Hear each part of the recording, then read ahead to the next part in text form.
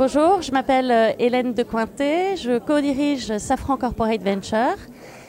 Safran Corporate Venture est une société qui a été créée il y a 3 ans dans le groupe Safran pour investir en minoritaire dans des startups innovantes que l'on considère comme étant intéressantes pour le groupe. C'est un fonds stratégique. En fait, on peut dire que Safran Venture, c'est un des outils dont le groupe s'est doté pour faire de l'open innovation. On fait par ailleurs des achats innovants, des partenariats avec des startups. Quelquefois même, on rachète à 100% des startups qui peuvent être innovantes. Mais là, nous, on est vraiment l'outil de participation, prise de participation minoritaire. L'idée, c'est à la fois d'être plugué, de se rapprocher de l'écosystème des startups, qui est foisonnant et qui est très important aussi pour un groupe comme le nôtre, et en créant un lien privilégié avec ces sociétés qui très souvent d'ailleurs ne travaillent pas que pour l'aéronautique.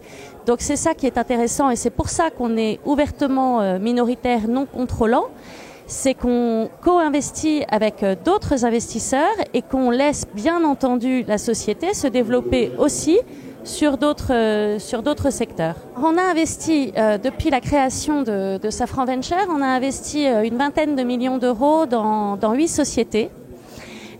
Sur ces 8 sociétés, il y en a une participation qu'on a déjà vendue, puisqu'un fonds entre et sort.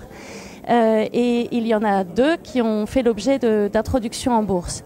On peut citer des domaines comme le domaine de l'industrie 4.0 avec la réalité augmentée ou la fabrication additive. Aussi le domaine très important de l'électronique embarquée, puisque l'électronique embarquée est très critique dans les avions et il y a des ruptures fortes qui arrivent dans ce domaine-là. D'ailleurs en synergie avec d'autres secteurs, comme le secteur du véhicule autonome ou le secteur de l'énergie.